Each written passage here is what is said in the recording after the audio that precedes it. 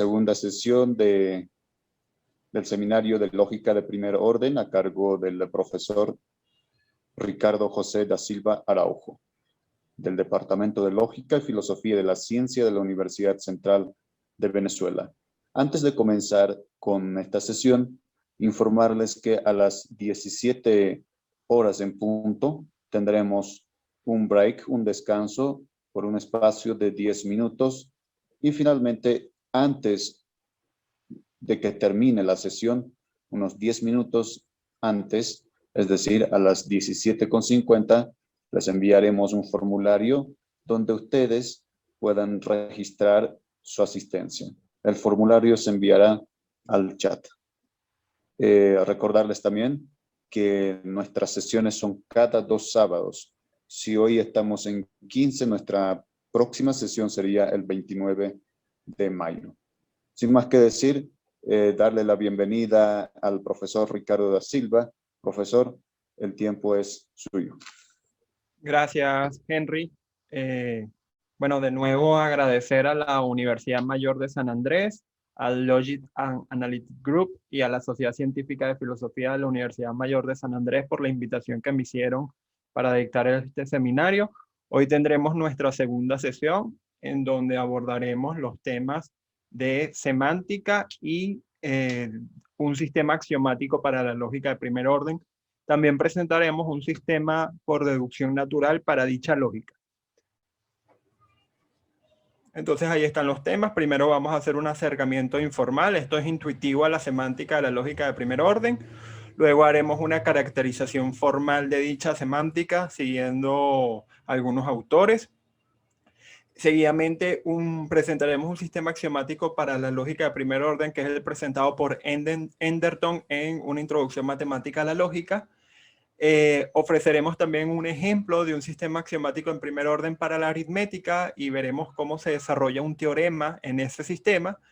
Y luego ofreceremos un cálculo por deducción natural tipo Gensen, siguiendo a Manuel Garrido, para la lógica de primer orden.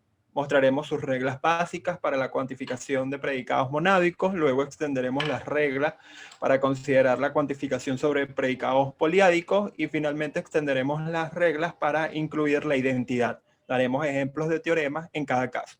Entonces, vamos a hacer un acercamiento informal a continuación a la lógica de primer orden, a la semántica de la lógica de primer orden. Esto lo haremos siguiendo autores como Garrido en lógica simbólica, Jesús Mosterín en su libro Lógica de primer orden y José Salabardo en Introducción a la teoría de la lógica. Primero hablemos un poquito de las nociones de satisfacción y verdad lógica.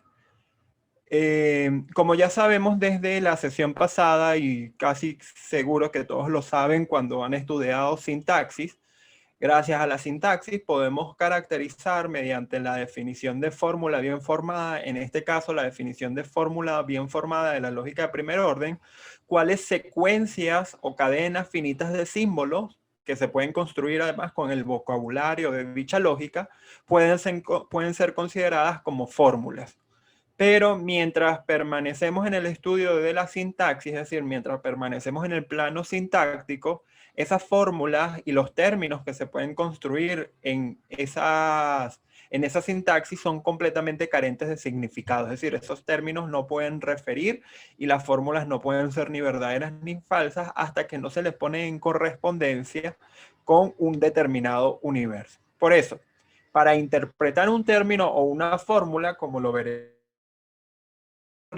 por una serie de reglas y definiciones en correspondencia con un determinado universo, determinada situación, y de esta manera se pueden volver significativos. ¿En qué sentido se pueden volver significativos? Bueno, una fórmula podrá ser verdadera y falsa solo entonces cuando se le pone en correspondencia con un universo, cuando se le interpreta, y uno podrá referir únicamente cuando se le interpreta según un determinado universo.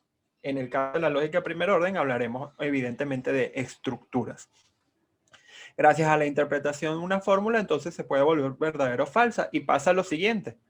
Cuando tenemos una interpretación de una fórmula y esa interpretación hace de dicha fórmula o la hace, mejor dicho, verdadera, decimos que la proposición o la fórmula es satisfacible, es decir, que la interpretación satisface la fórmula. Y lo mismo se puede decir con respecto, como veremos más adelante, a conjuntos de fórmulas, pero cuando una fórmula resulta verdadera bajo una interpretación, entonces decimos que la interpretación la satisface. También se le suele decir que esa interpretación funciona como un modelo de la fórmula. Y como habíamos mencionado ahorita, también se puede generalizar, sea sigma un conjunto de fórmulas de la lógica de primer orden. Si conseguimos una interpretación que satisface a toda tita que pertenece a sigma, es decir, que satisface a todas las proposiciones o fórmulas que están incluidas que son elementos de sigma, entonces diremos que esa interpretación es un modelo de sigma. Esto va a ser una noción muy importante para cuando vayamos a estudiar compacidad y completitud más adelante.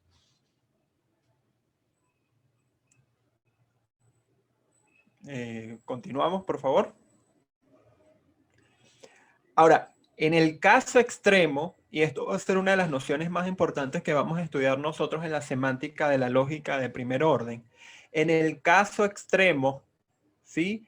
En que encontremos una interpretación que nunca, en el caso extremo en que no logremos encontrar una interpretación que haga falsa una fórmula, decimos precisamente esa fórmula que es una verdad lógica. Entendiendo entonces que las nociones más importantes que vamos a reconstruir en la semántica de la lógica de primer orden son la noción de satisfacción o satisfacibilidad, verdad lógica, validez y consecuencia lógica. Jesús Mosterín, en su libro Lógica de primer orden, en la segunda edición de ese libro, tiene dos citas que nos van a ayudar a entender de manera muy intuitiva todo lo que nosotros vamos a tratar de caracterizar la clase de hoy de manera formal. Dice Jesús Mosterín en Lógica de primer orden, su segunda edición, página 107, abro comillas. Interpretar un formalismo, está hablando obviamente Jesús Mosterín acá de un lenguaje. Interpretar un formalismo consiste principalmente en indicar un universo o conjunto no vacío de individuos al que se referirán nuestras variables y en asignar a cada constante individual del formalismo del lenguaje un individuo del universo y a cada relator eneádico del formalismo, ¿sí? A cada letra predicativa, a cada funtor, una relación eneádica, o diríamos nosotros en el caso de que el lenguaje conste de símbolos funcionales, una función en el universo. Fin de la cita. Entonces, interpretar lo que hemos dicho, toda la noción, toda la revisión intuitiva que hasta el momento hemos llevado a cabo sobre verdad lógica y satisfacibilidad, se puede entender a la luz de esta cita de Mosterín. Interpretar un lenguaje significa ponerlo en correspondencia con un universo no vacío de elementos en donde a cada variable, ¿sí? O donde las variables tendrán un campo de referencia y se le asignará a cada constante individual un individuo de dicho universo. A cada predicado o a cada relación se le asignará un subconjunto de dicho elemento. Por favor, siguiente lámina. Y continúa Mosterín, cito. La interpretación de un formalismo consta, pues, fundamentalmente de dos partes. La indicación de un universo al que se refieren las variables. Esto va a ser muy importante por la noción de o la función de asignación que va del conjunto de las variables a el universo de la estructura, como ya veremos más adelante, y la asignación de significados o referencias adecuadas a los signos peculiares del formalismo. ¿Cuáles serían esos signos peculiares del formalismo? Bueno, los cuantificadores, los símbolos, los relatores, en el caso de símbolos, letras predicativas, y los funtores, ¿sí? Fin de la cita. Entonces, esa es la idea con la que nosotros vamos a tratar de abordar y caracterizar a continuación la semántica de la lógica de primer orden. Luego me pondré en contacto con Henry para mandarle varios de los textos que estamos usando. Ya varios se los hice llegar. Él se los podrá luego hacer llegar a ustedes de la manera que él crea más conveniente. ese libro de Mosterin es muy bueno para estudiar lógica, para introducirse a la lógica de primer orden. También se lo haré llegar a Henry. Pero ahora vamos a trabajar semántica de la lógica de primer orden. Vamos a revisar la definición de estructura. Luego veremos estructura restringida a un lenguaje, definición de subestructura, verdad en una interpretación, definición del valor de un término de un lenguaje en una estructura, definición de satisfacibilidad, de fórmula verdadera en una estructura, fórmula falsa en una estructura, definición de modelo, definición de fórmula lógicamente válida, que nosotros podemos ver satisfacibilidad y luego podemos ver fórmula verdadera en una estructura como el caso extremo de satisfacibilidad y luego podemos ver fórmula lógicamente válida como el caso extremo de fórmula verdadera en una estructura. Veremos definición de fórmula satisfacible, definición de fórmula contradictoria, la definición de consecuencia lógica, que es en cierto sentido una de las nociones más importantes cuando se estudia lógica, ya que recordemos que intuitivamente la lógica lo que busca es estudiar la noción de inferencia para poder distinguir las inferencias correctas de las incorrectas. Entonces es preciso que nuestra lógica o nuestro estudio semántico de la lógica contenga una buena definición rigurosa y formal de la noción de consecuencia lógica, y finalmente definiremos cuándo son isomorfas las estructuras. Ahí la lámina tiene un error, debería decir para definir la semántica de la lógica de primer orden, seguiríamos a los siguientes autores. Di Prisco en Introducción a la Lógica Matemática, Channing Keisler en Model Theory, Flum Thomas Ebbinghaus en Mathematical Logic, Enderton sobre todo en Una Introducción Matemática a la Lógica, la tesis de mi tutor, el doctor Franklin Galindo, que es una tesis sobre una demostración del teorema de Lidron, Hamilton, Lógica para Matemáticos, Mendelssohn, Introduction to Mathematical Logic, y Nerodey Shore en Lógica para Aplicaciones. Entonces, empecemos por la definición de estructura. Una estructura A, así en gótica, o también llamada interpretación para un lenguaje L, como el que vimos en la sesión de hace 15 días, consta de lo siguiente. Un conjunto no vacío llamado A, al que vamos a llamar el universo de la estructura. Para cada símbolo relacional eneario R sub I de L, es decir, para cada símbolo relacional del lenguaje, entonces tenemos una relación en el universo de la estructura que se tienen que entender como un subconjunto del universo de la estructura. Para cada símbolo funcional eneario F sub I del lenguaje, entonces su interpretación en la estructura va a ser una función que va de n veces el producto cartesiano del universo de la estructura por sí mismo en el universo de la estructura. Y para cada símbolo constante, como nos lo decía Jesús Mosterin, se va a asignar un elemento del universo de la estructura. Extensionalmente, es decir, viéndola como si fuese un conjunto, una estructura tiene la forma que podemos ver en la lámina. Tenemos A, el universo de la estructura, luego tenemos una cantidad que puede ser infinita, numerable de relaciones en la estructura, luego tenemos una cantidad infinita numerable de funciones en la estructura, y luego tenemos una cantidad infinita numerable de constantes en la estructura. La cardinalidad de la estructura va a depender de la cardinalidad o el tamaño de su universo, ¿sí? Esto es muy importante tenerlo en consideración porque en fundamentos de la matemática y en lógica avanzada se suele estudiar muchas estructuras cuya cardinalidad es finita, ¿sí? Muchos grupos, teoría de grupos finitas, por ejemplo. Entonces va a ser muy importante tener esto en consideración, a pesar de que nuestros derroteros no van por ahí. Es muy importante tener presente que puede haber estructuras tanto finitas como infinitas numerables. Adelante, por favor. Ahora, para que hagamos un momento la relación, la analogía, para no sentirnos tan abstraídos, podemos señalar que en términos filosóficos las estructuras se ubican como en el plano ontológico. Todo esto que estoy diciendo es un comentario intuitivo, es algo que tendríamos que tratar de refutar o de defender a partir de autores que lo hayan trabajado mucho mejor. Simplemente estoy tratando de darles una analogía para que entiendan cómo se pueden entender las estructuras.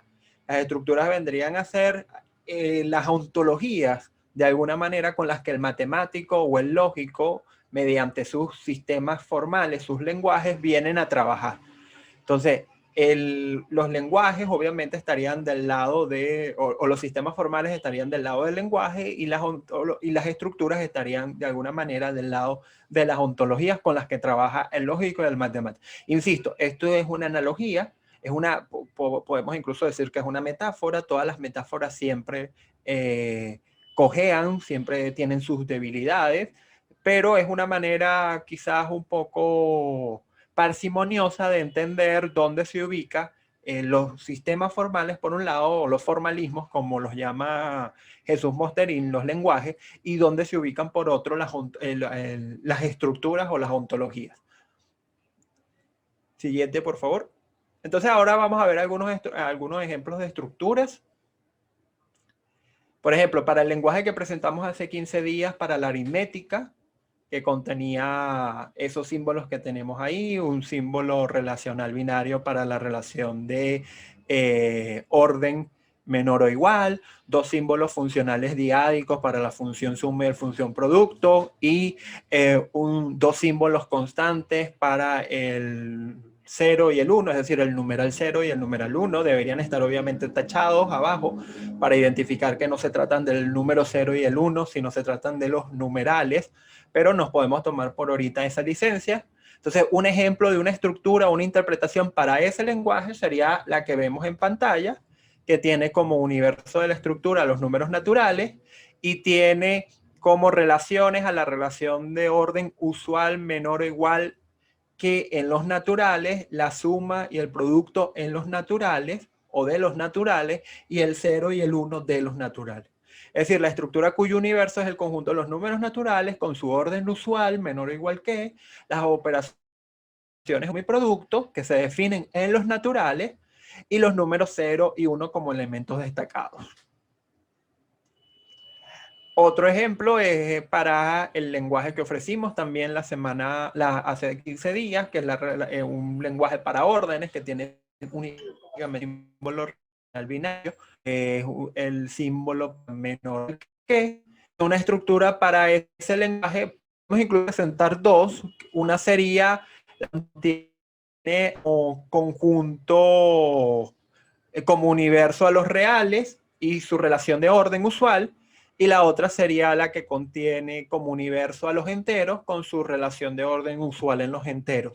Entonces aquí vemos, fíjense, tenemos lenguajes formales y tenemos sus estructuras. En este caso, para un mismo lenguaje, es decir, el que tiene el símbolo relacional binario para la relación de orden menor o igual que, tenemos dos estructuras, una en los reales y una en los enteros. Siguiente lámina, por favor. Bueno, este es quizás un poquito problemático de presentarla, pero la podemos presentar porque los matemáticos suelen trabajar con ella. Un lenguaje para la teoría de conjuntos que tendría solo un símbolo relacional binario para la pertenencia, y una estructura para ella sería la clase de los conjuntos bien fundamentados de von Neumann como universo de la estructura y la relación de pertenencia entre conjuntos. El problema es que V, la jerarquía acumulativa de von Neumann, es decir, los conjuntos bien fundamentados, no es una clase propia. En teoría de conjuntos se entiende que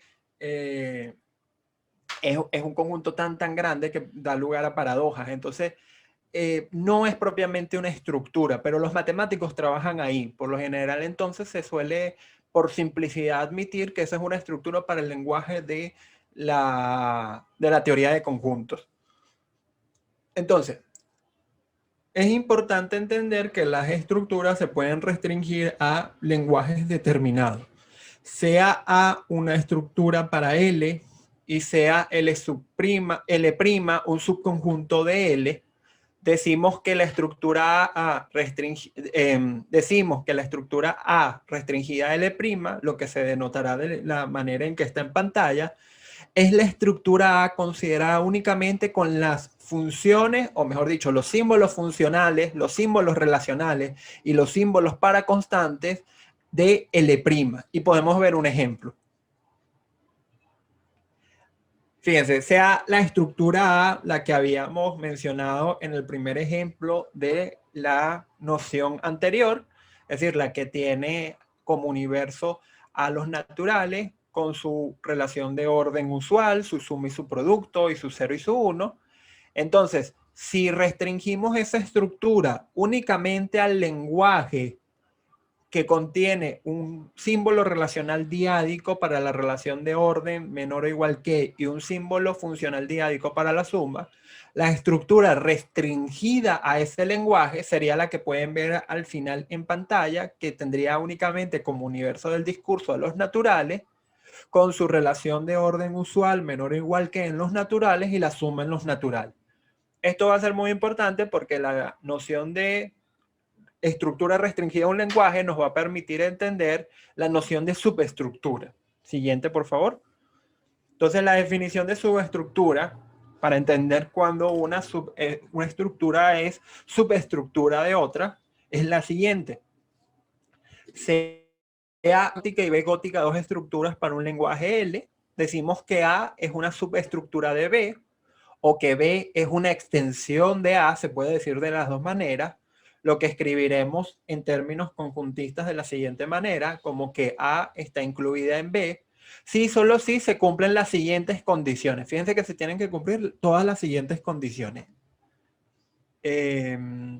La primera de ellas es que el universo de la estructura A esté incluido en el universo de la estructura B, o sea igual al de la estructura B en su defecto, pero tiene que estar incluido en la estructura B.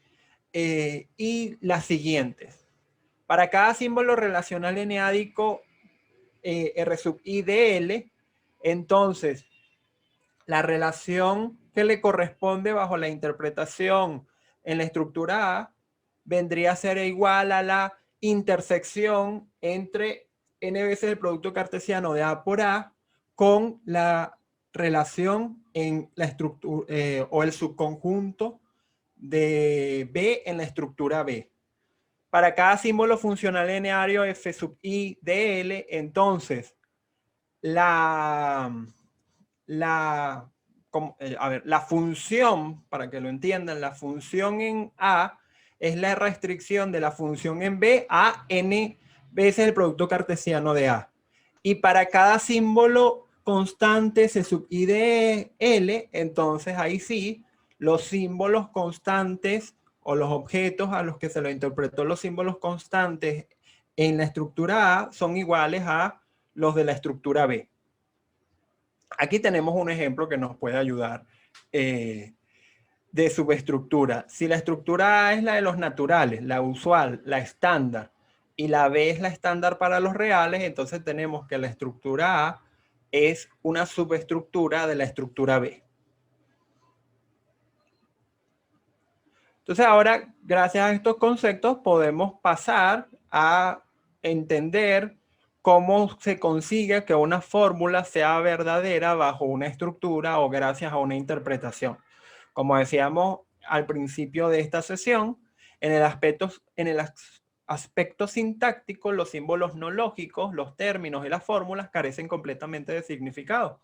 Pero cuando se entra en el apartado semántico es fácil comprender que los términos del lenguaje tienen como referencia los objetos de una estructura, mientras que las fórmulas afirman hechos relacionados con esos objetos en dicha estructura. Si esos hechos se dan, las fórmulas serán verdaderas, y si no se dan, las fórmulas serán falsas. A continuación daremos una definición que indica cuál es el objeto que denota un término en una estructura o interpretación dada. Además, definiremos cuándo una fórmula es verdadera y cuándo es falsa en una estructura, entre otras nociones semánticas de importancia. Es decir, a continuación vamos a definir la referencia de un término en una determinada estructura. Eso se llama el valor de un término.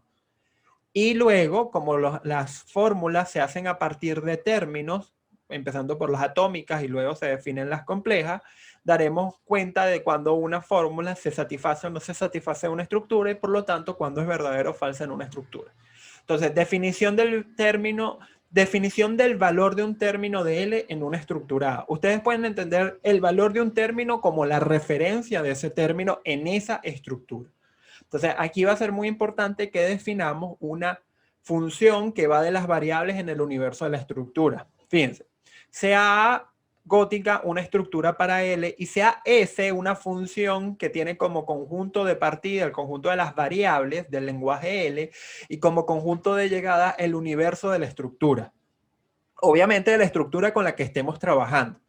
Se define el valor de un término, es decir, la referencia de un término de L en la estructura gótica según S inductivamente en la complejidad del término.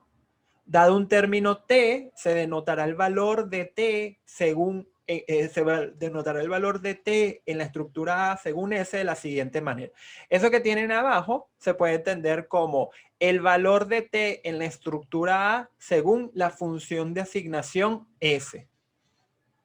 Entonces lo vamos a definir inductivamente. Sí, vamos a ir de los casos más simples a los casos más complejos. Recuerden que los casos más simples son en donde T, el término, puede ser una variable o una constante, y luego el más complejo es en donde T puede ser una función. Entonces, si T es una variable del lenguaje, entonces el valor de T en la estructura A según la función de asignación S es la imagen que S le da a la variable B. ¿Sí? Si S le da a la variable, por ejemplo, si el universo de la estructura fuera el de los naturales y S le da a la variable B la imagen 8, entonces el valor de T en la estructura A según S es 8. Ahora, si T es un término, un símbolo constante, el símbolo constante C, por ejemplo, entonces el valor de T en la estructura A, según la función de asignación S, es el objeto, el elemento de el universo de la estructura que se le asignó a la constante C. Por eso sale aquí indicando C elevado a la estructura, porque entonces eso ya no es un símbolo, sino es el objeto que se le refiere, que se le asigna, que se le destaca a esa letra para constante. Ahora, el caso complejo, ya no en los casos bases, sino más en el caso complejo. Si tenemos una secuencia de términos, T sub 1 a T sub n, y tenemos un símbolo funcional eneádico llamado F, y supongamos que T es ese símbolo funcional eneádico seguido de los n términos. Entonces, el valor de T en la estructura A según S es igual a la función, ¿sí?, en A, o la imagen que se obtiene de aplicar la función en la estructura a el valor de cada uno de esos n términos. Es decir, yo tengo primero que saber quiénes son cada uno de esos n términos, y una vez que sé quiénes son esos n términos en la estructura A, es decir, cuál es el valor, la referencia de cada uno de ellos, al aplicarle la función o la interpretación que la función recibe en la estructura, eso me va a dar una imagen. Esa imagen va a ser el valor de ese término, es decir, el valor de esa función. Adelante, por favor. Entonces, vamos a considerar algunos ejemplos que nos van a ayudar un poquito a entender lo abstracto de la definición. Con el ejemplo creo que va a quedar un poco claro. Me disculpan que la lámina tenga en ocasiones estos subrayados. Lo que pasa es que el PowerPoint no tiene todas las herramientas para poder escribir. Entonces lo que yo hago es escribirlo en Word y luego pasarlo a PowerPoint. Entonces, supongamos una estructura bastante simple con el universo de los naturales y su relación de orden usual menor o igual que la función y el cero de los naturales, obviamente. Y esta es una estructura para este lenguaje, un lenguaje que tiene un símbolo relacional diádico, un símbolo funcional monádico y una constante. Es decir, R2, F1 y C sub. Y sea la función de asignación que el truco en definir la noción de satisfacibilidad, como vamos a ver más adelante, y la noción del valor de un término, es precisamente esta función de asignación. Y sea la función de asignación que va de las variables en los naturales definida de la siguiente manera. La función a toda variable, obviamente las variables están subindizadas, le va a dar su subíndice más 2. Es decir, si fuera la variable 8, entonces le daría 8 más 2, 10. Entonces, Si t es la variable b sub 40, entonces el valor de t en la estructura A según la función s es igual a la imagen que la variable b sub 40 recibe cuando le aplicamos la función s, es decir, 42, el número 42 de los naturales. ¿Sí? ¿Por qué? Porque la función está definida de tal manera que yo agarro la variable y al subíndice de la variable le sumo 2. ¿Por qué estamos trabajando de esta manera cuando por lo general nosotros trabajamos es con X, Y, Z, con variables así que no están subindizadas? Bueno, porque acuérdense que formalmente, como contamos con un número infinito numerable de variables, entonces tenemos que poder subindizarlas, ¿no? Si t es el símbolo constante c sub 0, entonces el valor de t en la estructura A según la función s es 0. ¿Por qué? Porque de hecho esa fue la estructura, ese es el elemento que destacó o que se le asignó a la variable c sub 0. Y ahora, ¿qué pasa o cómo se interpreta esta función, este término, f, el símbolo funcional monádico f a la 1 aplicado a la constante c sub 0? Bueno, cuando el valor de ese término en la estructura A según S es cuando la interpreto en la estructura, ese símbolo funcional se interpreta como la función sucesor y esa constante c sub 0 se interpreta como el 0. Entonces, si yo aplico la función sucesora al 0, eso me da 1. Entonces, el valor de este término, este término es el funcional monádico aplicado o seguido del símbolo constante 1 en la estructura. Entonces, yo interpreto los términos, el valor de un término en una estructura según la función que va de las variables en el universo de la estructura. Siguiente, por favor. Entonces, aquí, bueno, aquí se remata o se vuelve a explicitar esto que estoy diciendo. Intuitivamente, el valor del término de t en una estructura A según la función s es el elemento de A que denota t cuando le asignamos valores a las variables de t según s. ¿Sí?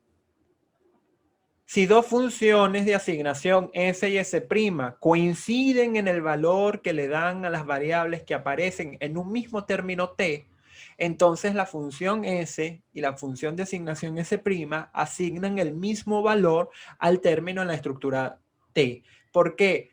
Al término t en la estructura, disculpen. ¿Por qué? Porque recuerden que el término viene condicionado por los valores que la función de asignación s le da a las variables involucradas en los términos.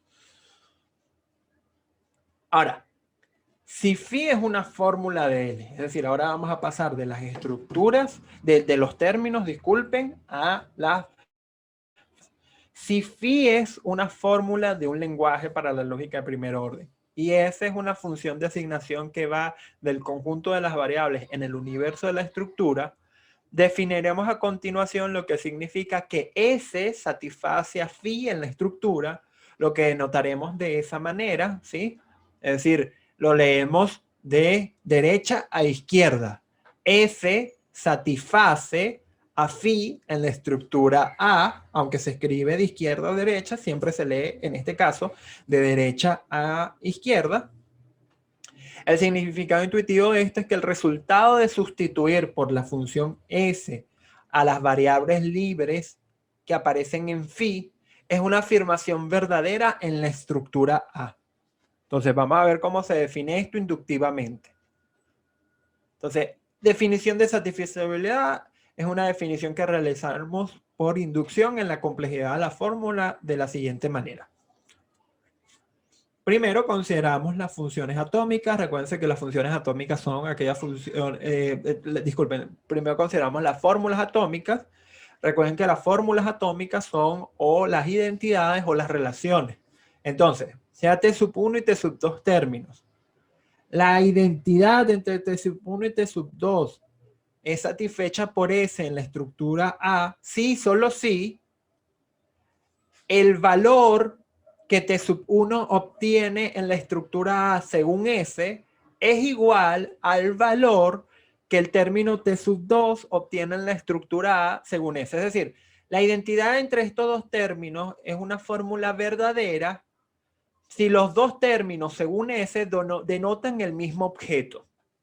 Ahora, si R es un símbolo relacional n-ádico y T sub 1 y T sub n son términos, entonces esta fórmula atómica, que es una fórmula relacional, se satisface por S en la estructura A si, solo si, esta n-tupla, cuando yo la interpreto en la estructura A, la n-tupla que obtengo pertenece a el conjunto R. En este caso, obviamente, R es un conjunto de n-tuplas, ¿no?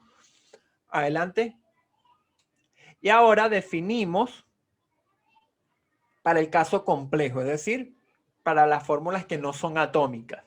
Entonces, y creo que esto ya va a ser un poco más sencillo de entender, S satisface a la negación de phi en la estructura A, si, solo si, S no satisface a phi en la estructura. Segunda cláusula.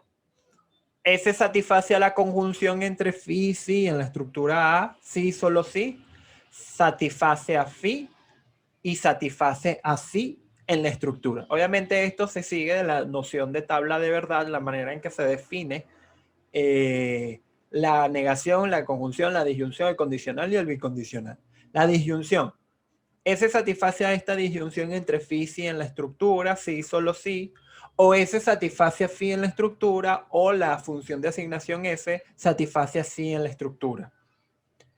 S satisface al condicional entre phi y si en la estructura, si, solo si, o no satisface a phi o satisface a si en la estructura. Obviamente, esto para evitar que lo que no ocurra sea que se satisfaga a phi y no se satisfaga a si, que es el mundo posible precisamente en donde un condicional sería no satisfacible. Ahora, para que S satisfaga un bicondicional entre phi y si en la estructura A, será necesario una de estas dos cosas. O que S satisfaga tanto a phi como a si en la estructura, o que S no satisfaga ni a phi ni a si en la estructura. Van a hacer el parangón aquí, la analogía ahí es que recuerden que un bicondicional es verdadero siempre y cuando las dos proposiciones son verdaderas o las dos proposiciones son falsas. Eso se está recogiendo, esa evaluación que nosotros solemos hacer, se está recogiendo en este caso a través de la definición de asignación, pero como estamos en el lenguaje de la lógica de primer orden, necesitamos una función de asignación que vaya de las variables que puedan aparecer en phi o en sigma en el universo de la estructura. Ahora vamos a definir cómo se satisfacen las fórmulas que se encuentran cuantificadas, ¿no? S satisface este generalizador para todo B phi en la estructura A, si, solo si. S' satisface a phi en la estructura A para cada función S' que va de las variables en A, que difiere de S a lo sumo en la variable B, ¿sí? Y S satisface a este existencial, este particularizador en la estructura A, si, solo si. S' satisface a phi en la estructura para alguna S', es decir, con alguna S' que ocurra, esto ya queda resuelto, que va de las variables en el universo A, que difiera de lo sumo de S en la interpretación que se le da a la variable, o mejor dicho, el valor que se le da a la variable B. Seguimos.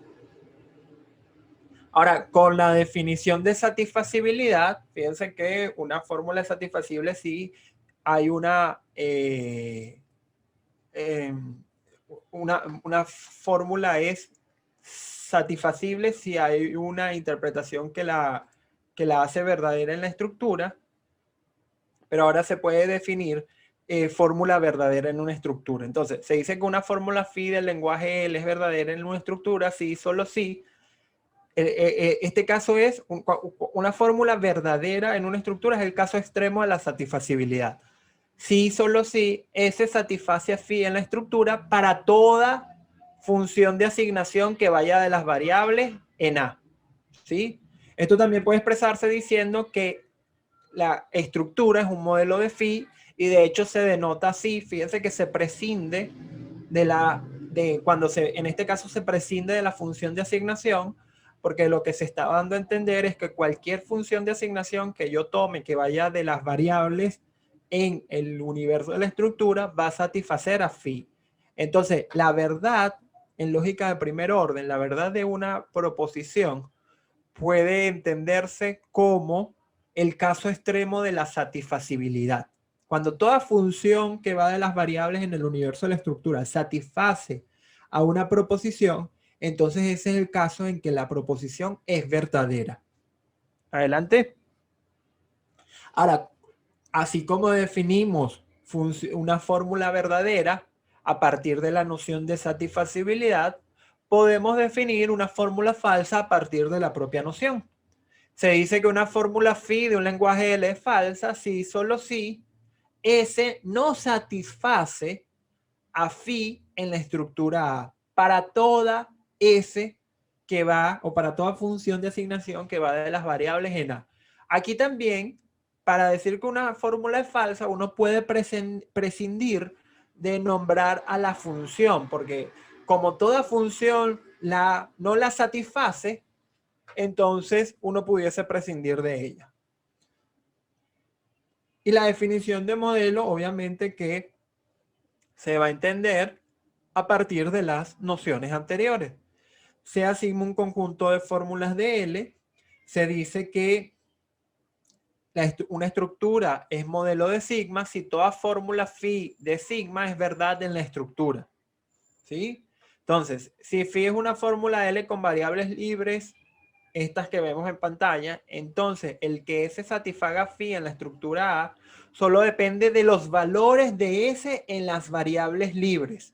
¿Sí? Esto es muy importante de entender. O sea, si una función de asignación satisface a una fórmula con variables libres, la satisface tomando en consideración, la satisfacción depende únicamente de los valores que S le da a esas variables libres.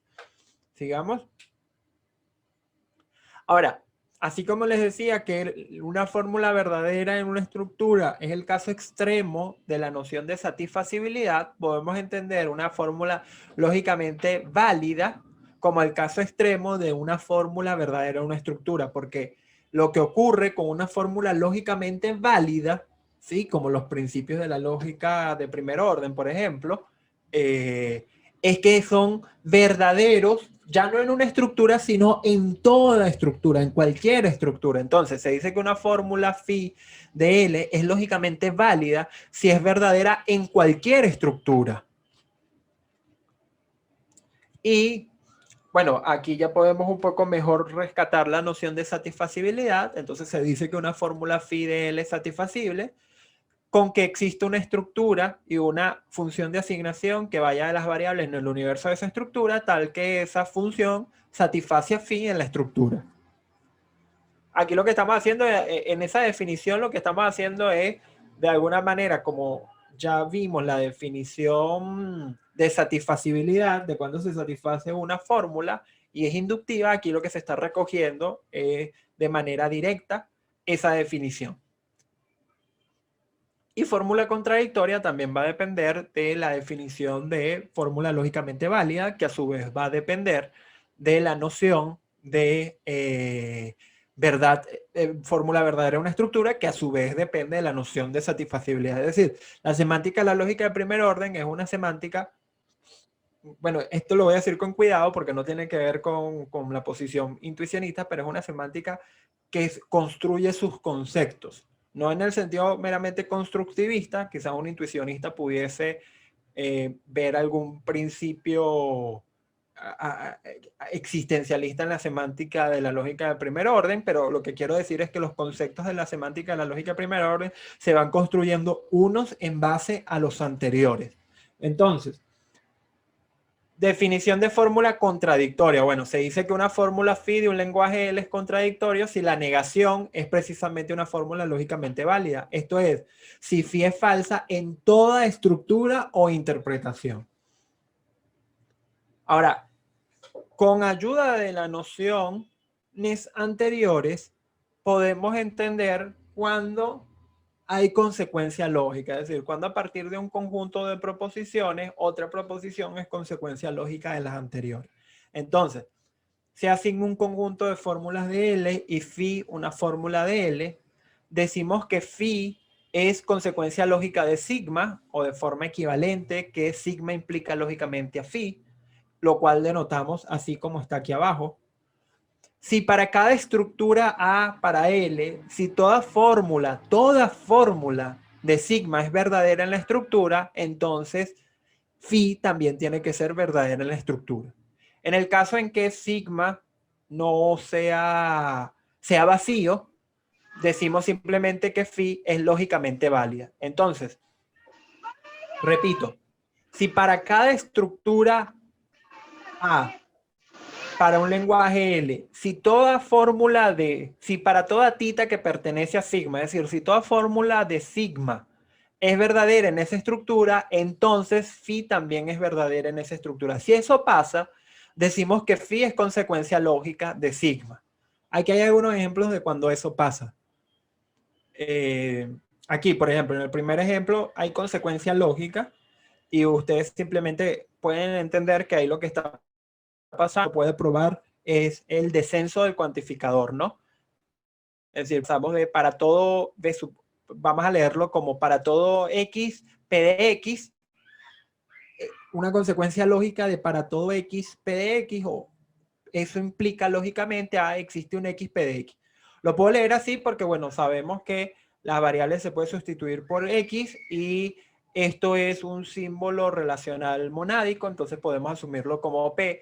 Lo quise escribir así para que vean que rigurosamente lo estoy escribiendo con el lenguaje con el que trabajamos hace 15 días, pero a la medida que vayamos avanzando en la clase de hoy lo podemos ir flexibilizando.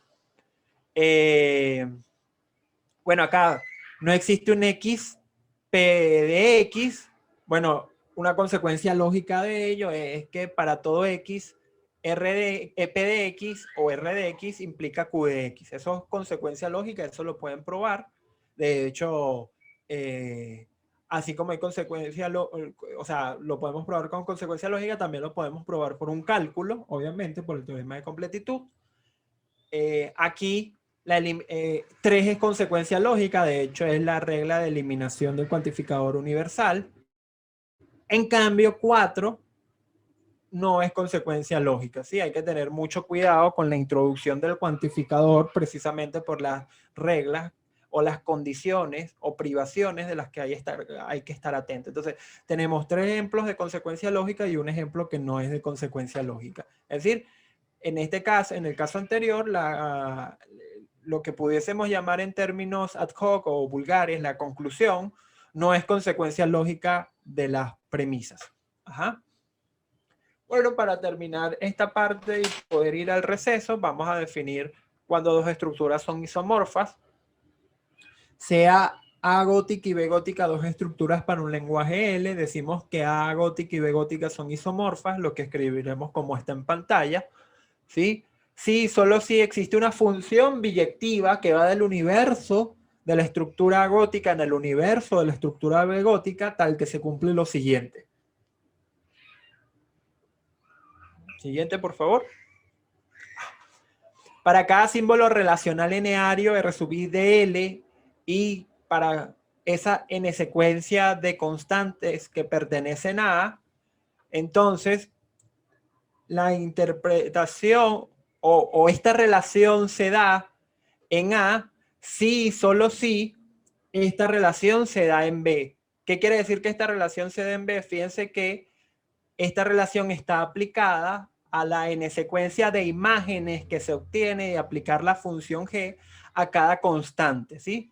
Entonces, cuando yo aplico el conjunto que me da acá debería ser el mismo conjunto que me da acá, en la misma n secuencia que me da. Entonces, para cada símbolo para cada símbolo funcional lineario Fc1 de L y para esta n secuencia de constantes o de elementos de A, disculpen, no constantes, de elementos de A.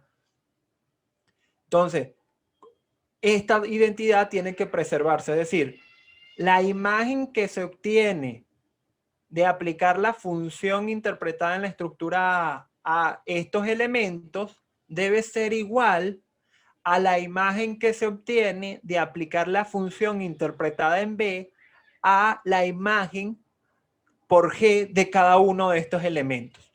Entonces tiene que preservar, es decir, ¿por qué yo estaría garantizando entonces así que son isomórficas? Bueno, porque estaría garantizando que las dos estructuras me van a hablar de lo mismo, me van a servir para interpretar lo mismo, ¿no?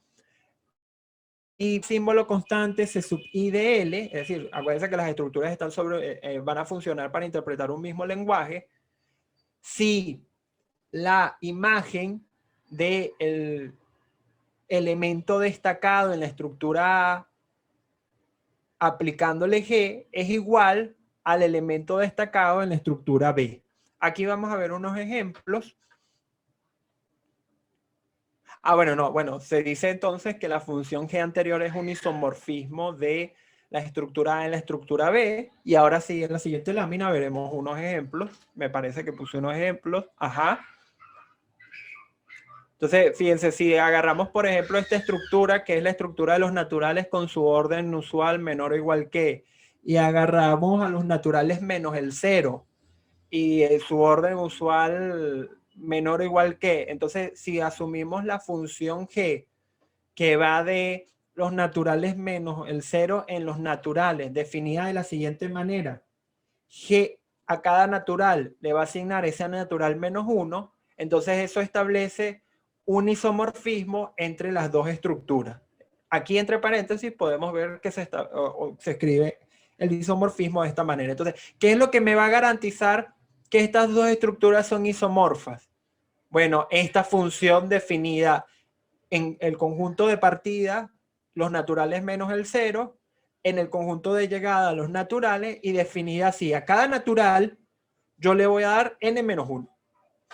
Creo que agregué otro ejemplo, me parece. Ajá.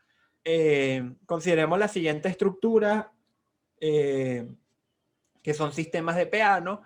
Esta estructura tiene como universo los naturales, tiene la función sucesoria el 0, y esta estructura son los pares.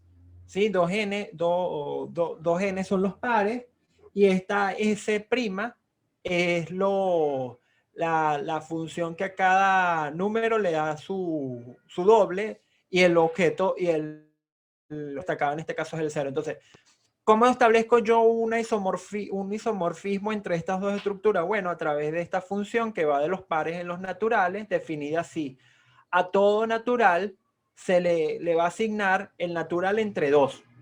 Entonces, esa precisamente va a establecer un isomorfismo entre las dos estructuras. A ver, no sé si hay un concepto más para agregar. No. Entonces, me parece, Henry, que quizás podemos ir al receso y al volver vemos los sistemas axiomáticos para la lógica de primer orden. Muy bien, profesor. Entonces entramos en un receso de 10 minutos y retornamos a las 17:13. Gracias.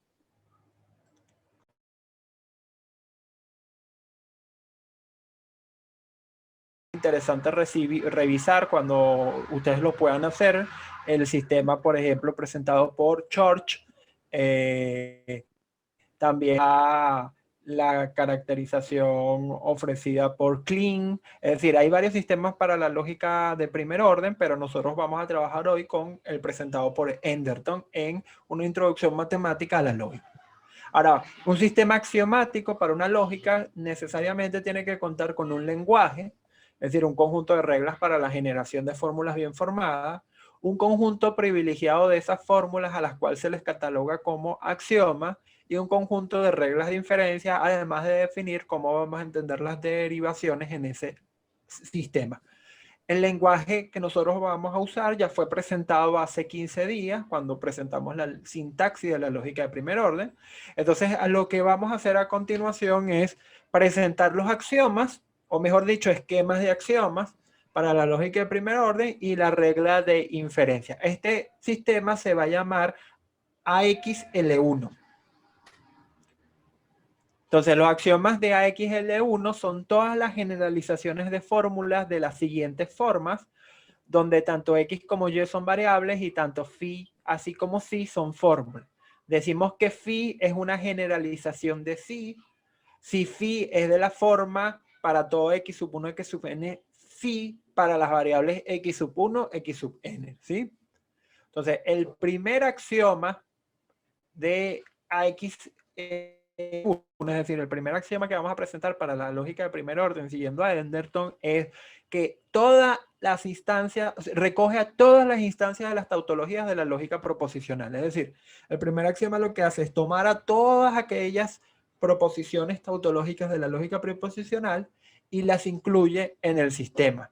Esto tiene obviamente una potencia a la hora de derivar proposiciones muy interesante, pero ¿cómo vamos a entender una instancia lógica proposicional? Bueno, de la siguiente manera. Insistimos, este axioma nos permite incluir todas las fórmulas tautológicas de la lógica proposicional. Un ejemplo de una tautología de la lógica proposicional es la fórmula P implica P, o P, si P entonces P, donde P es una letra proposicional.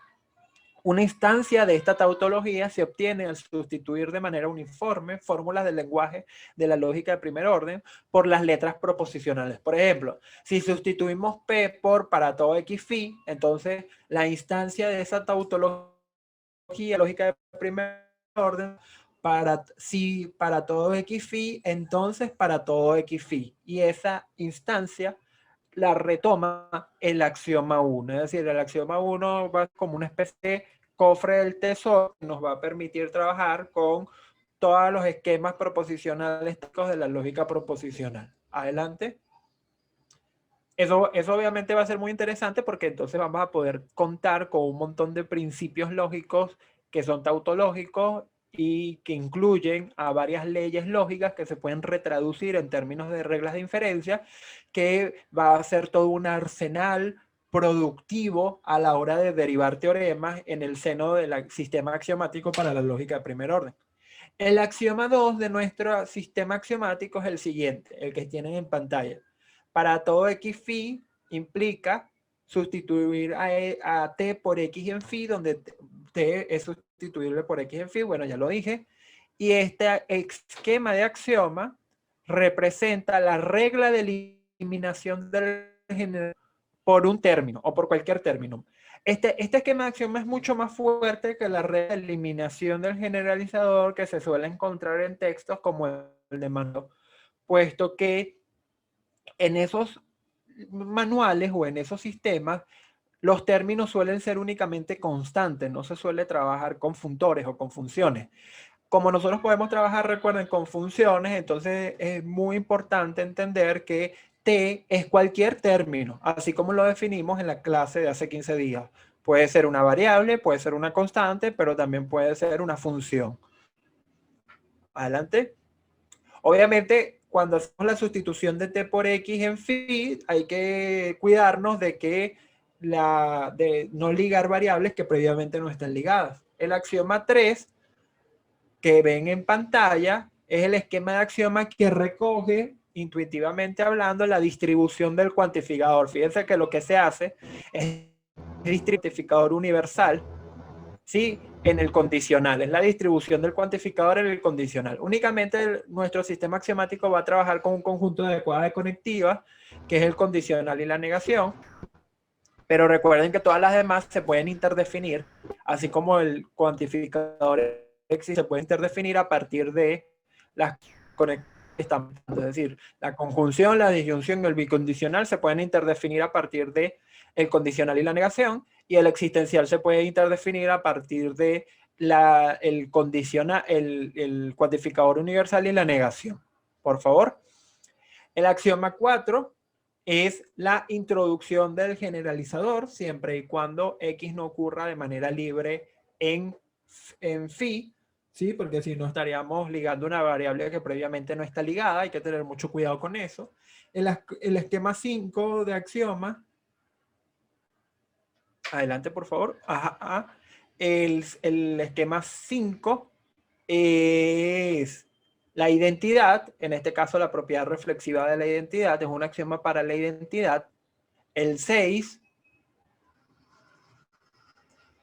es, fíjense, dice x igual a y, si x igual a y, entonces phi implica phi prima, donde phi es monómica y phi prima se obtiene de phi al reemplazar x por y en 0 o más lugares, es decir, no necesariamente tiene por qué reemplazarse. Este axioma lo que representa es la sustitución de idénticos, pero para fórmulas atómicas. Para el caso en que sean fórmulas atómicas, se representa la identidad para la sustitución de idénticos, es decir, si x igual a y, entonces en phi, donde está x, yo lo puedo sustituir por y. Lo que obtendría es entonces f', ¿sí? Y phi obviamente va a implicar f'. Entonces este esquema lo que hace es recoger la sustitución de idénticos para fórmulas atómicas. Insisto, voy a corregir aquí algo que me estoy dando cuenta que dije y que no es del todo. En los axiomas que estamos presentando hasta el momento no hay negaciones, porque estoy confundiendo, por un momento confundí el sistema axiomático para la lógica proposicional con este.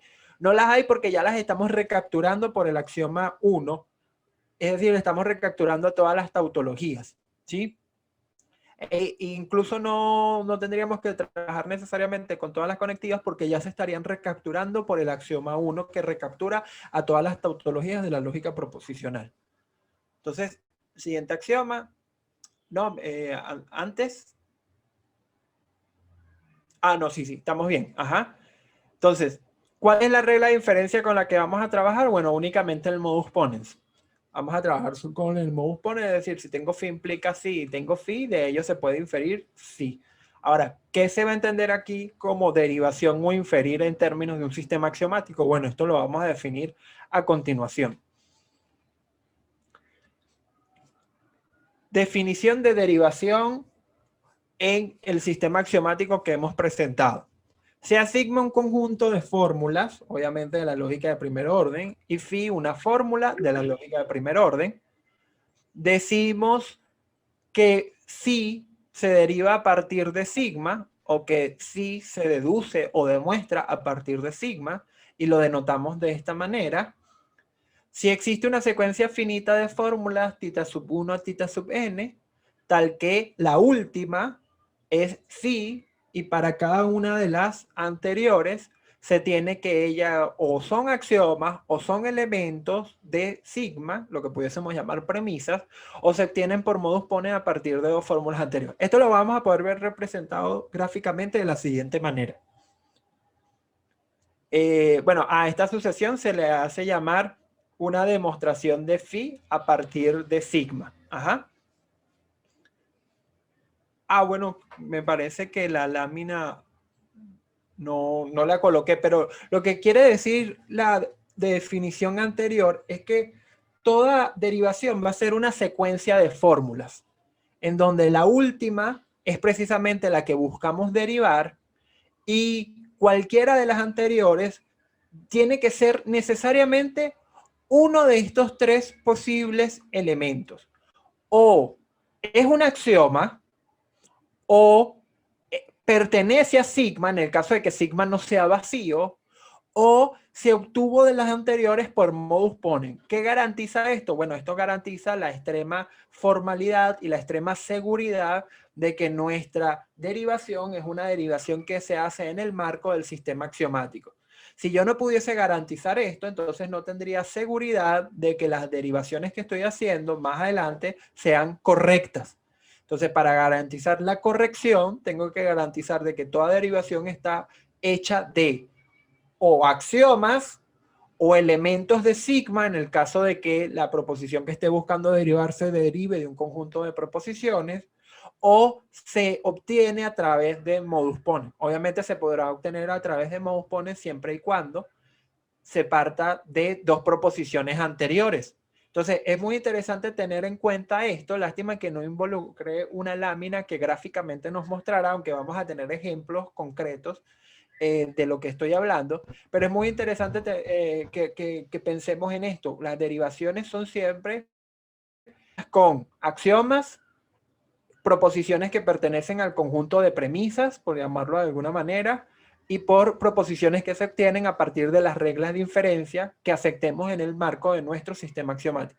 Hasta el momento serán mediante reglas de la regla de inferencia Mohs-Ponen, pero como veremos que se pueden desarrollar más reglas de inferencia, entonces la definición tendrá que extenderse a cualquier proposición que se pueda obtener a partir de una regla de inferencia. Adelante. Entonces, algunos teoremas del sistema axiomático presentado por Enderton en su libro Una introducción matemática a la lógica, aunque no haremos pruebas de ellos, serán los siguientes. Este teorema que dice que si sigma es un conjunto de fórmulas de un lenguaje L y phi es una fórmula, entonces si phi se deriva de sigma, si solo phi es una consecuencia lógica de sigma unido a los axiomas, ¿sí? Para probarlo hay que usar inducción y hay que ir de izquierda a derecha y de derecha a izquierda. Se tiene que probar con inducción en la complejidad de phi. Teorema de generalización que nos permite generalizar una proposición. Sea sigma un conjunto de fórmulas de un lenguaje L y phi una fórmula de L. Si phi se deriva de sigma y x no ocurre libre en ninguna de las fórmulas de sigma, entonces de sigma se deriva para todo x phi. Teorema de deducción, que es muy importante por la potencia que tiene para demostrar teoremas en el marco del sistema axiomático que estamos presentando. Sea sigma un conjunto de fórmulas de un lenguaje L y sea phi y psi fórmulas de L. Si de el conjunto sigma y phi se deriva sigma, disculpen, si del conjunto sigma y la proposición phi se deriva phi, entonces el condicional entre phi y psi se deriva de sigma. La dirección contraria también se puede probar y va a ser muy útil tener el hecho de que podemos pasar tanto de izquierda a derecha como de derecha a izquierda. Teorema de contraposición, también muy importante, sobre todo para algunas pruebas que se hacen en el marco, en la metateoría de la lógica. Entonces, sea sigma un conjunto de fórmulas de un lenguaje L y sea phi y psi fórmulas de L. Entonces, si del conjunto sigma y la proposición phi se deriva no psi, esto ocurre si solo si del conjunto sigma y la proposición psi se deriva no phi. Esta es la regla que conocemos como contraposición, que si lo unimos al teorema de la deducción, tenemos que entonces, si phi implica psi, de eso se puede derivar que no psi implica no phi. Para exponer el teorema de reducción al absurdo, que es muy importante por la gran consecuencia en términos derivativos que se siguen de aplicarlo en el sistema axiomático que estamos presentando, necesitamos de la definición previa. Sea sigma un conjunto de fórmulas de un lenguaje L, decimos que un conjunto de proposiciones de la lógica de primer orden, en este caso el lenguaje L, es inconsistente si existe una fórmula phi tal que ella y su negación se derivan de sigma. Entonces, recuerden, ¿cuándo voy a entender que un conjunto de proposiciones es inconsistente? Cuando hay una fórmula que tanto ella y su negación se derivan. Esta noción va a ser muy importante porque tiene muchas repercusiones en varios resultados metalógicos. Entonces, gracias a esta definición de cuando un conjunto es inconsistente, podemos mencionar o enunciar el teorema de reducción al absurdo en sus dos direcciones. Sea sigma, disculpen, un conjunto de fórmulas de un lenguaje L y phi una fórmula de L. Entonces, si sigma unido al conjunto que tiene la proposición phi es inconsistente, es decir, se deriva de él una contradicción, entonces obviamente a partir de sigma, esto ocurre si solo si, a partir de sigma se deriva no phi. Si a partir de sigma, si tengo que sigma unido al conjunto que tiene la negación de phi es inconsistente, si solo si, de phi puedo derivar de sigma puedo derivar a phi. Entonces, estas son las dos direcciones del absurdo que nosotros solemos usar mucho como básica. Por ejemplo, la manera en que estudiamos lógica en la Escuela de Filosofía de la Universidad Central de Venezuela, una de las reglas básicas en los sistemas por deducción natural que nosotros presentamos es la reducción al absurdo. Entonces aquí se prueba como un teorema del sistema. Adelante. Bueno, este es el teorema de generalización sobre constantes. Voy a ir dejándolo, ya que también tenemos un poco el tiempo en contra y quiero ver varias demostraciones que vamos a hacer ahorita. Entonces, este es el teorema de generalización sobre constantes. Yo le pasé este material todo a Henry. Henry se los puede hacer llegar. Pasemos a la siguiente lámina. Este es un corolario del teorema de generalización sobre constantes. Pasemos, por favor. Este teorema es muy importante porque nos permite instanciar el cuantificador existencial. Por favor. Teorema de existencia de variables alfabéticas, es decir, variables. Y ahora quiero que prestemos aquí, sobre todo, yo centrarme mucho en este caso, porque es para que vean cómo se puede ver la aplicación de un sistema axiomático para la aritmética en primer orden, al que nosotros vamos a llamar N, ¿sí? Y esto lo hacemos siguiendo a Hamilton y a Enderton. Por favor. El lenguaje de N lo voy a presentar rápidamente porque ya fue expuesto en la sesión de hace 15 días. Tenemos conectivas, la negación y el condicional. Tenemos símbolos auxiliares, en este caso paréntesis que abre, que cierre la coma, el cuantificador universal. Tenemos una cantidad numerable de variables y el símbolo de identidad. Bueno, ya sabemos que estos son los símbolos no lógicos. Tenemos un símbolo constante para el 0, dos símbolos funcionales para la suma y para el producto, y en este caso son diádicos, y un símbolo funcional monádico para la función sucesor. Y bueno, ya la sesión pasada, ese material se lo hice llegar a Henry, también lo monté en mi perfil de Academia Edu, luego le puedo hacer llegar a Henry mi perfil de Academia Edu para que lo distribuya entre ustedes.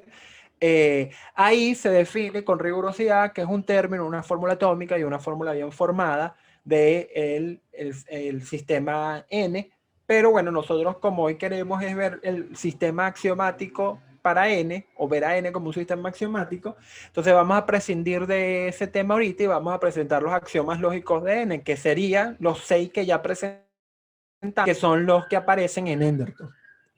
Entonces ahora lo que tendríamos que presentar son los axiomas propios de N, ¿sí? Porque cuando uno axiomatiza una teoría, más allá de una mera teoría lógica, entonces el sistema axiomático se compone tanto de axiomas lógicos como de axiomas propios.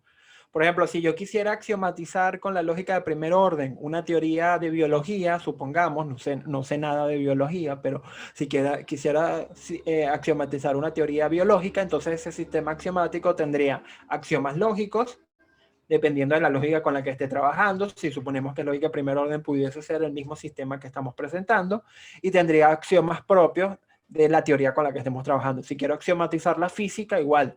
Si quiero axiomatizar la matemática, como es el caso que estoy presentando, y cuando hablo de matemática estoy hablando de aritmética, entonces tendría axiomas propios, lógicos, y tendría axiomas propios que competen al contenido propio de la teoría que estoy tratando de axiomatizar. Entonces, el axioma propio número 1 es el que ven en pantalla, que intuitivamente lo que nos dice es que el 0 no es sucesor de ningún número natural, ¿sí? El siguiente axioma, el axioma propio 2, intuitivamente lo que recoge es que la función sucesor es inyectiva, es decir, si el número de un número m, si el sucesor de un número m es igual al sucesor de un número k, entonces m y k son iguales, que es lo que se está estableciendo aquí arriba en la enunciación formal del axioma propio 2.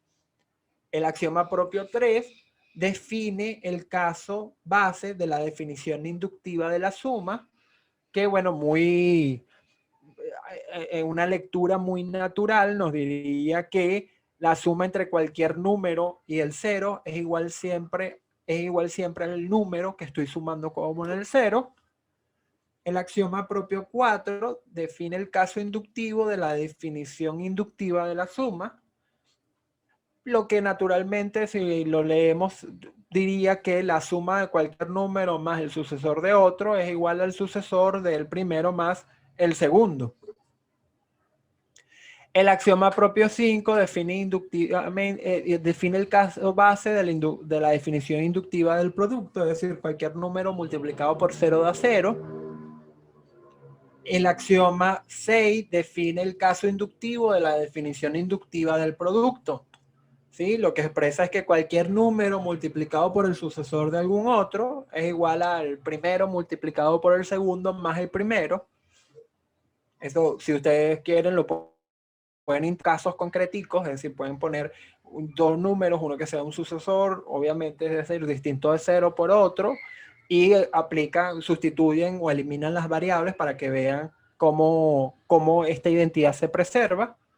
Y el séptimo axioma dice que es un esquema del principio de inducción matemática. Es importante. La inducción matemática se puede formalizar solo como axioma. En lógica de segundo orden, en lógica de primer orden, siempre se va a formalizar en términos de un esquema de axioma. Es decir, para cada fórmula phi sub x, la siguiente fórmula es un axioma. Es decir, para cada fórmula, es decir, yo tengo aquí una cantidad infinita de axiomas recogidos por este esquema del principio de inducción matemática. Si 0 cumple la propiedad y para todo x, si x cumple la propiedad, entonces la cumple el siguiente, entonces todos cumplen con la propiedad. Es importante señalar, siguiente lámina por favor, que este esquema de axiomas se parece obviamente al quinto postulado de Peano. Sin embargo, aunque los dos son versiones del principio de inducción matemática, el axioma 7 que presentamos, que acabamos de presentar, es más débil que el quinto postulado de Peano, pues Peano formalizó la aritmética en segundo orden y nuestro esquema de axiomas se encuentra en primer orden. Un comentario muy importante sobre esto lo pueden ver en el desarrollo de la lógica de Martha y William Newell. Siguiente, la regla de inferencia con la que vamos a trabajar es el modus ponens. Y bueno, también podemos definir en el marco de n, siguiente lámina por favor, cómo vamos a entender una derivación o un teorema de n. Entonces, aquí esta n debería estar cursiva, me disculpo. Alfa se deriva de n si solo si por definición existe una sucesión finita de fórmulas, tita sub 1, tita sub k, tal que tita sub k es alfa, la que queremos demostrar, y para cada i menor que k y mayor o igual que 1, tenemos que, y aquí se complica un poco porque hay presencia de axiomas propios, tenemos que tita sub i es o un axioma propio o un axioma lógico o se obtiene por modus ponens de dos anteriores.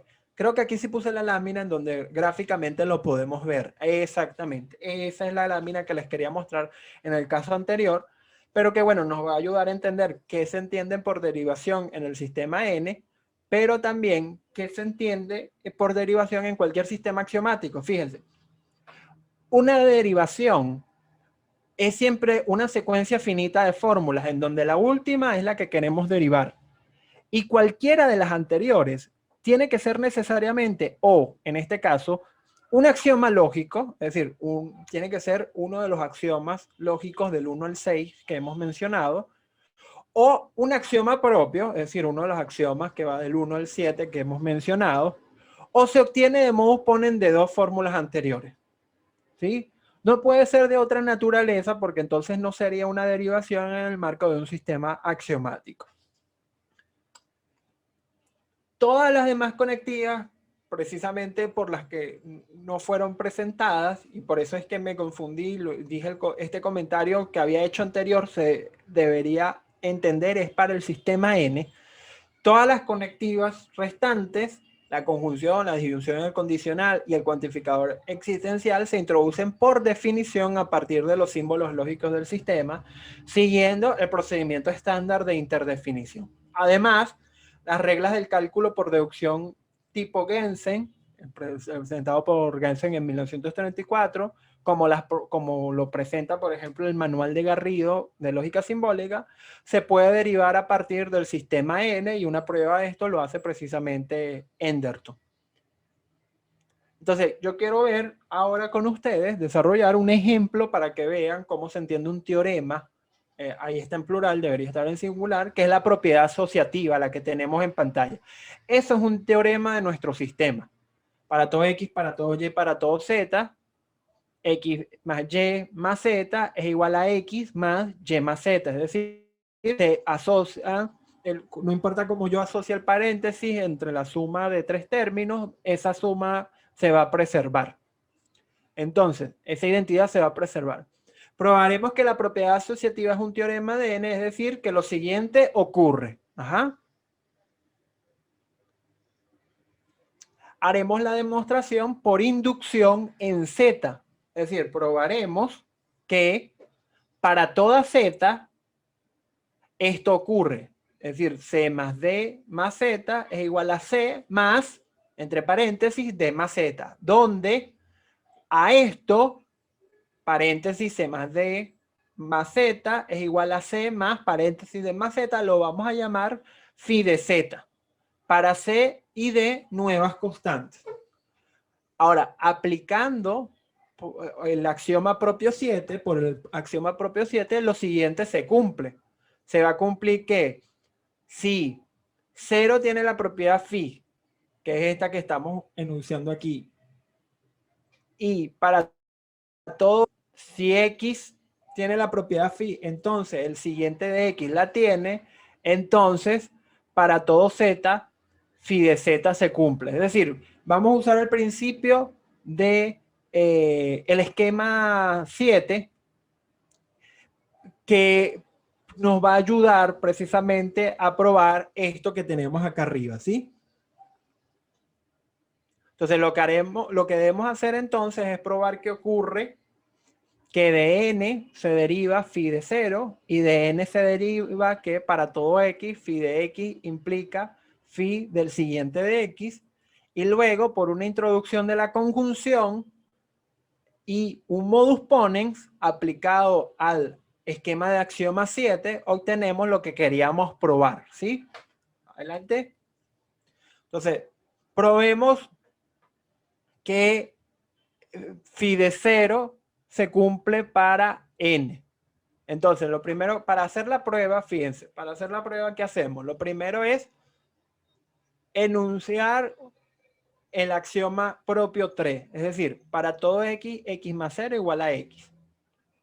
Ahora, si eliminamos en el segundo paso la x del axioma 3, sustituyéndola por esta suma c más d, obtenemos que c más d más 0 es igual a c más d.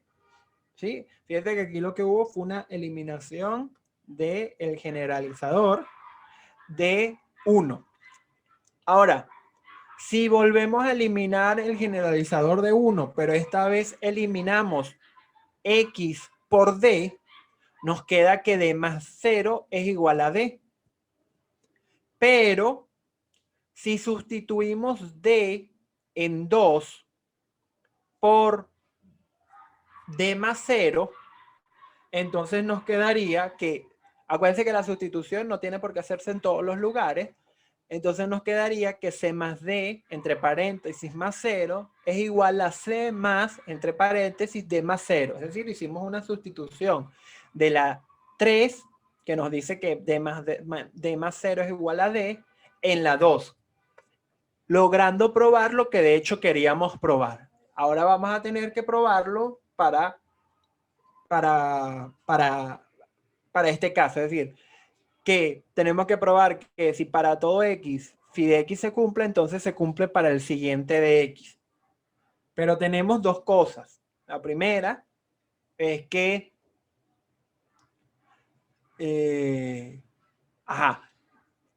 es que esto de acá se cumple, es decir, para todo x, phi de x, si phi del siguiente de x se cumple, si solo si se cumple que phi de e implica phi del siguiente de e.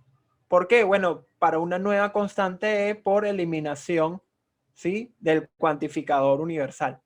Pero se cumple el bicondicional porque como es una nueva constante, no está condicionada por ningún supuesto previo.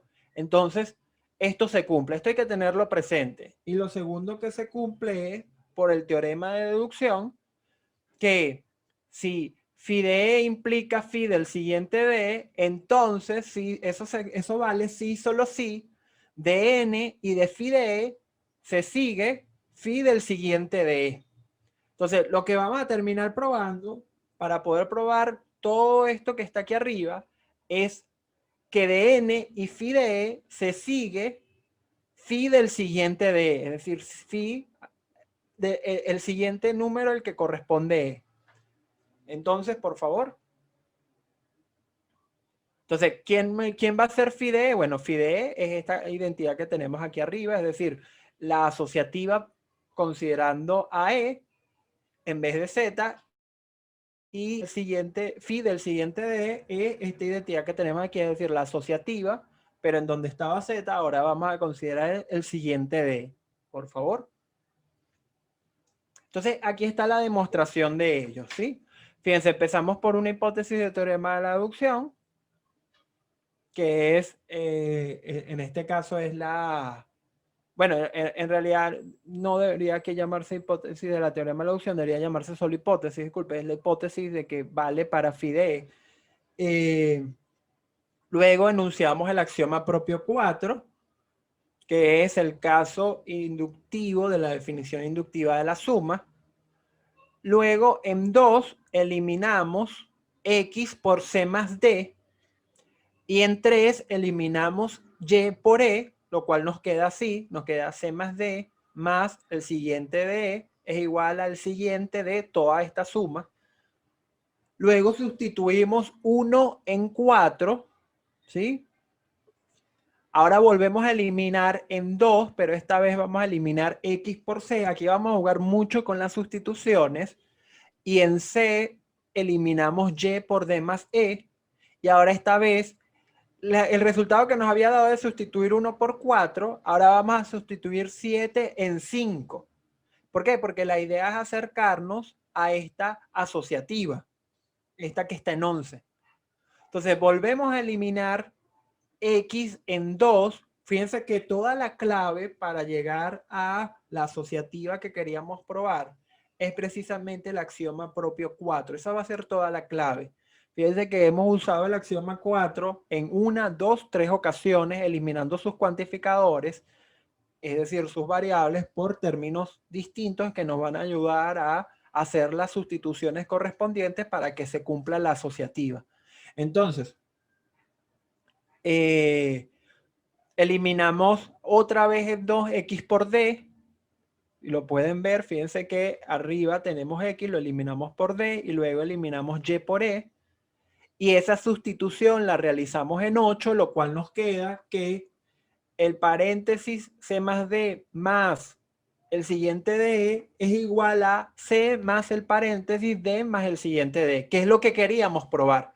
Entonces luego, por teorema de la deducción, hemos probado que si phi vale para E, entonces phi vale para el siguiente D.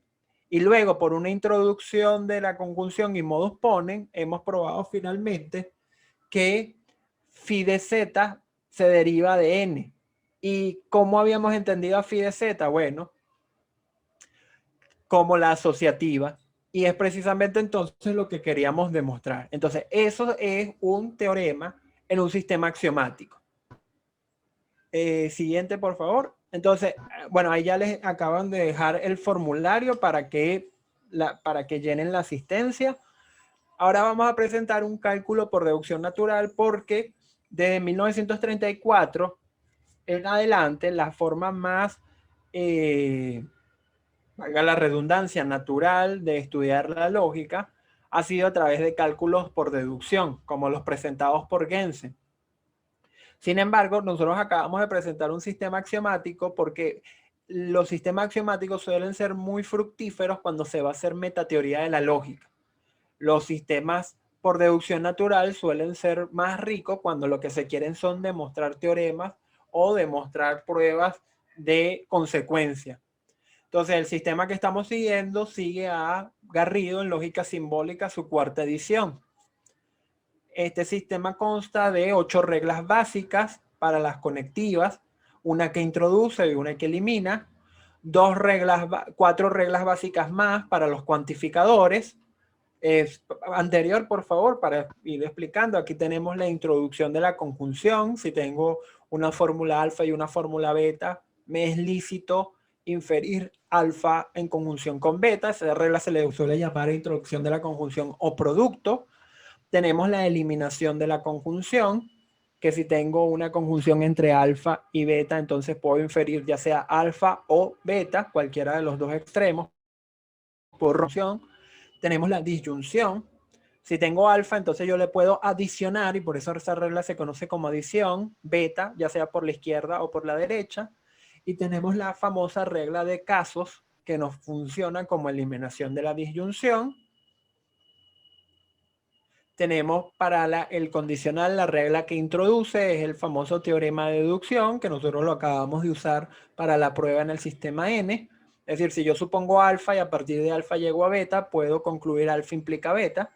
Y tenemos la eliminación, que es la regla que de hecho presupone la gran mayoría de los sistemas axiomáticos, que es el modus ponens. Tengo la regla de introducción para la negación, que en este caso es la reducción al absurdo. Si de un supuesto alfa llego a una contradicción, entonces puedo inferir la negación del supuesto. Y la eliminación es la eliminación de la doble negación. Tengo para el cuantificador universal una regla que introduce, que es la regla de introducción del generalizador. Si tengo PDA, puedo derivar de ahí para todo x p de x, siempre y cuando A no aparezca en un supuesto previo no cancelado, es decir, una regla hipotética del cual dependa el parámetro A, pero no haya cerrado. Y la eliminación, si no está condicionada, si vale para todos, vale para un caso en específico. La regla para el particularizador, la introducción no está condicionada. Si vale para un caso específico, entonces significa que vale para algún caso. Y la eliminación sí está condicionada. La eliminación viene condicionada porque o sea, ¿cómo funciona la eliminación del particularizador? Bueno, asumiendo las consecuencias que se siguen de suponer la eliminación del cuantificador existencial. Entonces, esa suposición presupone un parámetro A que no puede aparecer luego en lo que yo derive, es decir, las consecuencias que obtenga, pero ese parámetro no puede aparecer ni en el existencial que estoy buscando eliminar, ni tampoco en ningún supuesto previo no cancelado. Aquí tenemos un ejemplo. Bueno, tenemos tres ejemplos. Todas las demás reglas que se llaman derivadas, dilema, modus tollens, contraposición, se pueden derivar de esas 10, 8, 9, 10, 11, 12 reglas que hemos presentado. Aquí tenemos el teorema de descenso, que podemos ver así. Yo supongo por el teorema de la deducción para todo x p de x, luego elimino el generalizador, luego introduzco el existencial, el particularizador sin ningún problema, por lo que puedo concluir en 4 que para todo x p de x implica existe un x p de x. Tenemos ahora una regla de mutación de variables, que es la que se enunciaba como teorema del sistema axiomático para la lógica de primer orden. Es decir, yo puedo mutar las variables sin que eso afecte.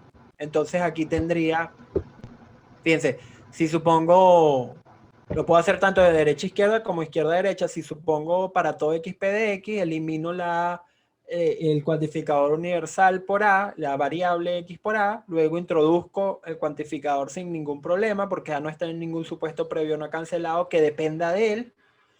En 4 tengo este condicional por teorema en la dirección contraria, y en 9 introduzco el bicondicional, lo que prueba que yo puedo mutar variables en un cuantificador sin que esto altere o perjudique el significado de la fórmula. Aquí tengo una distribución, un lado de la distribución del cuantificador en condicional. En este caso es el lado que comprime, no que distribuye, es más bien el que comprime. Aquí está la prueba. Por tiempo creo que no la vamos a poder desarrollar, pero eso es una prueba de ese teorema. Necesitamos extender las reglas cuando introducimos el los predicados poliádicos, porque recuerden que la lógica de primer orden, que es suficientemente rica como para estudiar los fundamentos de la matemática, es la que tiene símbolos relacionales. Entonces, las reglas se extienden a través de las reglas básicas para el cuantificador universal y existencial, pero considerando el generalizador reiterado y el particularizador reiterado, ¿no? Entonces, aquí tenemos la introducción y eliminación del generalizador reiterado, es decir, cuando tenemos varios cuantificadores universales, valen las mismas condiciones, pero para cada término. En la otra lámina tenemos las reglas básicas para el particularizador reiterado, es decir, cuando tenemos varios existenciales, valen las condiciones igual para cada término. Aquí tenemos un ejemplo de cómo aplicar esas reglas. Este ejemplo dice que si existe un X, H de X, y para todo Y, H de Y implica A de YX, de ahí se sigue que existe un X, H de X y A de XX. En lenguaje ad hoc, esto viene a decir, era el ejemplo de que si existe un hombre y todo hombre, para todo hombre admira ese hombre, entonces existe un hombre que se admira a sí mismo. Aquí podemos ver cómo se desarrolla a través de las reglas reiteradas y como la lógica de primer orden que nos interesa tiene identidad, entonces necesitamos introducir las reglas básicas para la identidad que aparecen en la siguiente lámina. Entonces tenemos la introducción y la eliminación de la identidad. Si una propiedad vale para un término, entonces de ahí puedo derivar que para todo X que sea idéntico al término, entonces la propiedad vale para X, y la eliminación viene a decirnos que para todo X que sea idéntico a un término, si X cumple con la propiedad, entonces vale para el término. Y aquí tenemos un ejemplo que es que vamos a probar, adelante, vamos a probar la transitividad o la propiedad transitiva de la identidad. Y es que, bueno, para todo X, para todo Y, para todo Z, si X igual a Y y Y igual a Z, entonces X igual a Z es un teorema, o sí, es un teorema, el efecto de este cálculo. Entonces eso se prueba de la siguiente manera. Se supone que A igual a B y B igual a C. Se elimina la conjunción en 1, se toma el extremo derecho. Luego se introduce la regla de introducción de la identidad en 2. Es decir, para todo X, si X igual a B, entonces X igual a C. En 4 lo que se hace es eliminar el cuantificador que está en 3X por A. Queda A igual a B, implica A igual a C. Se elimina la conjunción en 1, lo que me permite hacer los pospones en 6, por lo cual me permite esto, por teorema de la deducción, tener la transitividad para A, B y C, pero como A, B y C no aparecen en un supuesto previo no cancelado, yo puedo introducir de manera reiterada el cuantificador en 7, probando así la transitividad. Entonces, ¿qué hemos hecho? Lo que hemos hecho es mostrar un sistema axiomático como los clásicos presentados entre el desarrollo de la lógica a manos de Frege y Peirce hasta 1930 y tanto, y luego hemos presentado un sistema por deducción natural tipo Gensen, como el presentado por el propio Gensen, pero en este caso siguiendo un manual que yo les recomiendo, es un manual muy bueno, contempla muchos temas de lógica, muy introductorio, buen nivel, obviamente deja por fuera muchos temas y muchas formales de presentar, pero es un muy buen manual para introducirse, que es el manual de Manuel Garrido. Entonces, me parece que con eso ya he terminado la presentación, que no agregue un ejemplo, así que muchas gracias por su atención. Muchas gracias, profesor, y muchas gracias a los participantes. Si tienen alguna duda con el profesor, este es el momento de plantearlos. Adelante. Bueno, ahí veo que Javier Naranjo, gracias Javier, dice las reglas importantes, exacto, sí que lo son. Sin embargo, es aplicable para demostraciones de enunciados moleculares. Sí, nada más con las reglas básicas yo puedo mostrar todas las reglas básicas presentado acá. Yo puedo usar todas esas reglas básicas para demostrar, siempre y cuando tenga una proposición consecuencia lógica de un conjunto de premisas, que esto se puede hacer, no sin decir, pero puede pasar que no tengamos la pericia o no tengamos el ingenio para saber cómo una determinada conclusión se sigue de un conjunto de premisas aplicando las reglas básicas del cálculo por deducción natural. La introducción de las reglas derivadas responde además lo complejo, lo tedioso, lo largo, incómodo en tácticos que puede ser usar solo las básicas, pero la función de las reglas derivadas tampoco garantiza que necesariamente vaya a salirle a ustedes que las reglas por el cálculo no hay una regla en uno de pasos determinados que reglar según cada caso en específico. Por eso son que requieren de mucha imaginación, pero solo con las podemos resolver todo lo que se resuelve con las reglas derivadas. Para demostración de enunciados, obviamente moleculares complejos, ¿sí? Ahí, por ejemplo, teníamos enunciados complejos en los ejemplos que habíamos presentado. No sé si aclaro tu duda, Javier, o es que tu duda va por otro lado y yo no la estoy entendiendo.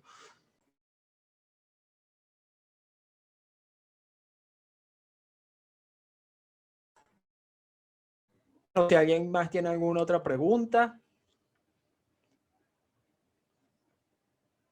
En la última sesión, que es de bibliografía, yo voy a presentar manuales, sobre todo con los cuales se puede trabajar cálculo por deducción natural, que no necesariamente presentan las reglas básicas como las presenta Manuel Garrido en su texto. Por ejemplo, las reglas básicas presentadas por Copy son distintas a las de Manuel Garrido.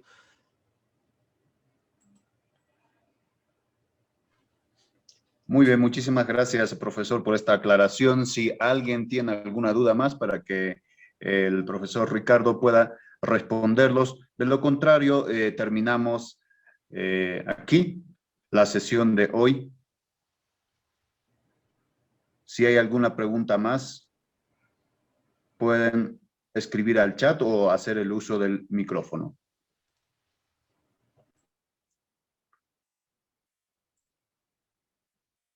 Muy bien, dado que no hay preguntas, agradecerlo, profesor, por este apoyo que nos da a la sociedad científica, al grupo Logic and Analytics Group y a la Universidad Mayor de San Andrés.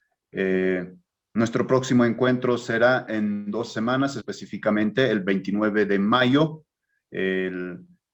La presentación que hoy ha utilizado el profesor Ricardo, los voy a enviar al grupo de WhatsApp del seminario. Muchas gracias nuevamente a todos los participantes, que tengan un buen fin de semana y buenas noches. Un abrazo, profesor Ricardo. Un abrazo, Henry, un abrazo, David, y a los demás anfitriones. Muchas gracias y feliz fin de semana.